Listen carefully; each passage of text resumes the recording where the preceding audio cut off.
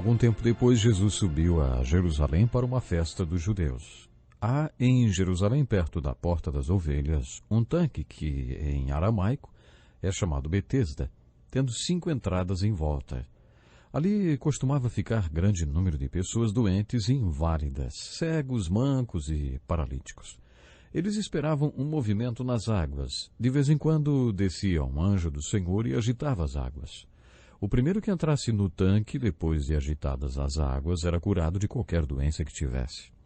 Um dos que estavam ali era paralítico, fazia já 38 anos. Quando o viu deitado e soube que ele vivia naquele estado durante tanto tempo, Jesus lhe perguntou: "Você quer ser curado?" Disse o paralítico: "Senhor, não tenho ninguém que me ajude a entrar no tanque quando a água é agitada. Enquanto estou tentando entrar, outro chega antes de mim." Então Jesus lhe disse: "Levanta-te, pegue a sua maca e ande." Imediatamente o homem ficou curado, pegou a sua maca e começou a andar. Isso aconteceu num sábado. Isso que acabamos de ler é o capítulo 5 de João, onde Jesus mais uma vez demonstrou como valorizou os perdidos e feridos desse mundo. Já falamos sobre a conversa que Jesus teve com a mulher samaritana junto ao poço de Jacó, que é registrada no capítulo 4 de João. Essas duas histórias trazem uma única lição para nós. Se você estiver com sua Bíblia aberta no capítulo 4 de João, passe seus olhos para o capítulo 5, onde podemos ler sobre mais um milagre de Jesus e a demonstração do valor que ele deu aos perdidos e feridos desse mundo. Jesus estava entrando na cidade de Jerusalém em direção ao templo e no caminho passou pelo poço de Betesda. Sabe, é muito interessante notar que haviam 5 portas ao redor daquele poço e também uma multidão de doentes. Um dos meus professores de seminário disse uma vez que todos aqueles doentes e inválidos representam a igreja de hoje. Temos a tendência de achar que uma igreja forte é aquela que tem muitos membros. Uma multidão de pessoas enchem os templos de nossas igrejas, mas será que isso significa que elas são igrejas fortes? Um grande rol de pessoas doentes e inválidas não deixa nenhuma igreja forte. Um hospital também está cheio de gente doente e inválida, o meu professor explicou. Jesus passou por aquele monte de gente inválida e encontrou aquele que talvez fosse o que estivesse ali havia mais tempo, 38 anos já. Talvez aquele fosse o mais impotente de todos, e Jesus perguntou: "Ei, você quer ser curado?" Para alguns teólogos, toda essa história de que a primeira pessoa que se jogasse no poço depois que as suas águas fossem agitadas, que seria curada, isso não passava de superstição. Mas as pessoas acreditavam nisso, e talvez acreditassem tão piamente que o milagre acabava acontecendo. Não sabemos se realmente era um anjo que agitava as águas e se isso era um milagre de Deus, de forma que fosse superstição ou não. Aquele homem estava ali, largado junto àquele poço já fazia 38 anos, esperando a hora de ser curado. Ele respondeu a Jesus: "Senhor, eu não tenho ninguém que me ajude a entrar no tanque quando a água é agitada. Enquanto estou tentando entrar, outro chega antes de mim." É claro que Jesus se encheu de compaixão por ele. Alguns teólogos também dizem que esta água provavelmente nunca nem foi agitada por ninguém. Essa conversa existia e as pessoas estavam ali esperando. Bom, mas é claro que Jesus sentiu muita compaixão por aquele homem. Ele ficou tão tocado que acabou curando aquele homem ali. E Jesus disse para ele: "Levante-se, pegue a sua cama e ande." E o homem obedeceu imediatamente. Quando lemos essa história, não conseguimos evitar uma pergunta. Por que Jesus não curou todos aqueles que estavam ao redor daqueles 5 portões do poço de Betesda? Creio que tem uma resposta. É claro que a resposta básica é porque Jesus não quis curar todo mundo, embora certamente pudesse curar todo mundo.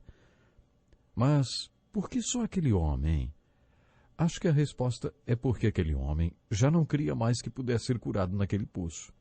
Jesus veio para que pudéssemos recebê-lo e receber o poder para nos tornar filhos de Deus.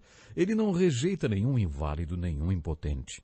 Jesus não passava direto por uma multidão de pessoas doentes e inválidas. Ele parava, ele fazia algo. E aquele homem em particular era o mais impotente de todos. Sabe, eu creio que Jesus curou aquele homem porque ele não cria mais no poço de Betesda. Talvez hoje tenhamos também algum poço do qual esperamos receber alguma cura, né? Existe muita gente que vive nos divãs de seus terapeutas, outros que se refugiam nas drogas, principalmente no álcool. Tem muita gente à procura dos prazeres deste mundo que vive em busca das falsas riquezas do mundo. Há pessoas ao redor de todos os tipos de poços de Betesda hoje em dia.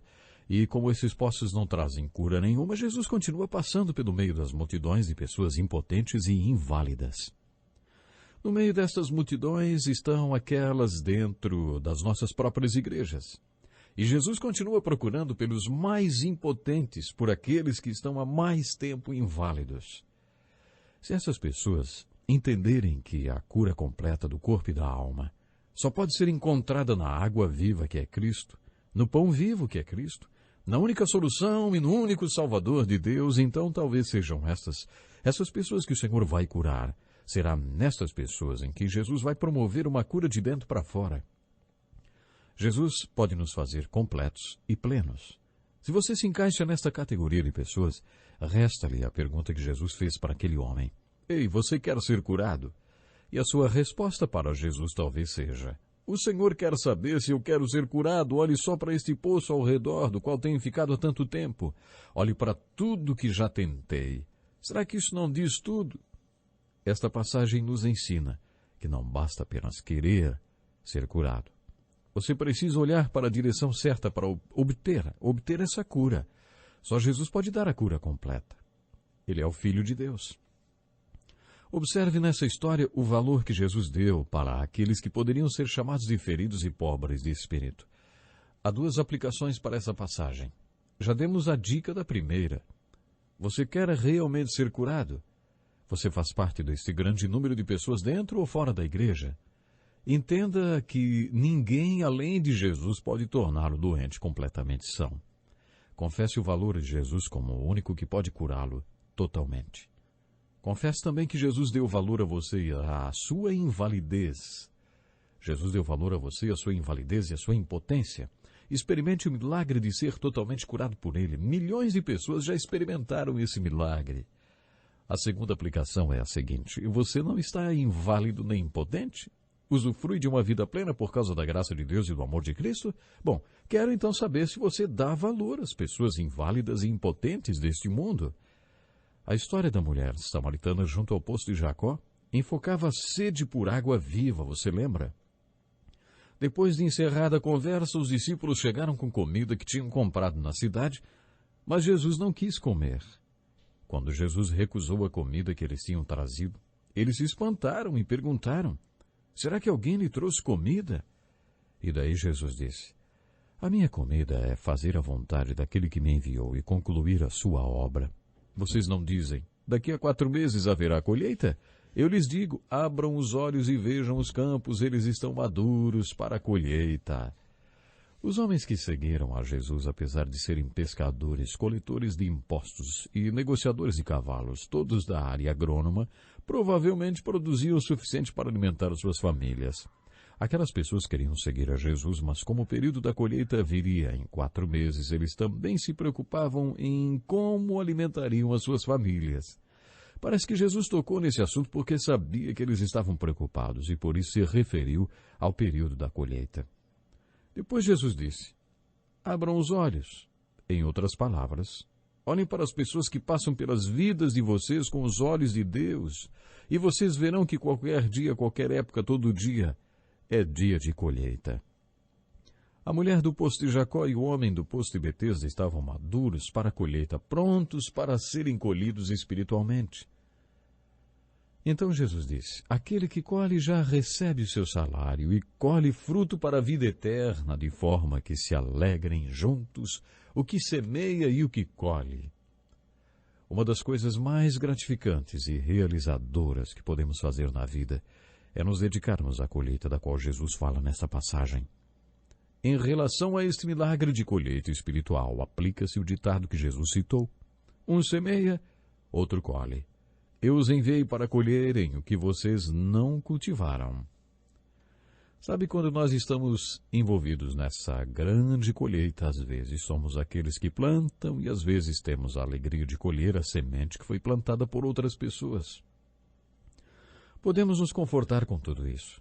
Se você semear e não colher, tudo bem, outra pessoa fará a colheita. Mas quando você colher, lembre-se que tempos atrás alguém semeou muito antes deste milagre acontecer. Nesta linda passagem de João, capítulo 4, versículos 34 a 38, Jesus desafia os discípulos a confessarem o valor daquele homem inválido no poço de Betesda. Confesse você também que os doentes e inválidos têm para você o mesmo valor que tinham para Jesus. Algo muito triste acontecendo hoje. Há muitas pessoas parece que não estão mais dando o valor devido àqueles que são inválidos, doentes, aqueles que são impotentes. Mas o fato é que Jesus nos mostra claramente. Jesus nos mostra como é devido e como é necessário valorizarmos os perdidos e feridos desse mundo. Cada vez que a palavra de Deus, que o Evangelho cita a palavra compaixão relacionada a Jesus, isso vai algo muito além do que podemos imaginar. Quando a Bíblia diz que Jesus sentiu compaixão, estava literalmente querendo dizer, no original, que ele sentiu dor no seu íntimo. Ele sentiu dor profunda na alma, no coração. Ele foi movido. E Jesus era movido por compaixão íntima, quando encontrava alguém ferido, quando encontrava alguém triste. Foi exatamente nesse caso aqui. Jesus não suportou ver aquele homem que estava ali, esperando que alguém o empurrasse na água, quando o anjo chegasse para mover a água. E alguns dizem que realmente isso nunca aconteceu e nunca iria acontecer, era apenas uma superstição. E Jesus foi movido de íntima compaixão, ele não perguntou nada sobre aquilo, ele não questionou nada sobre aquilo ali. Ele foi movido por tanta compaixão que ele disse: "Ei, você quer ser curado?" E o homem disse: "Eu quero." Ele foi curado. É maravilhoso a gente buscar para a nossa vida a mesma compaixão que Jesus tinha, hein? Bom, nós temos aqui algumas aplicações. Você está sentado junto a um dos poços de Betesda, você quer ser curado? A segunda aplicação é: você vai abrir os olhos e enxergar a colheita? Pense nisso.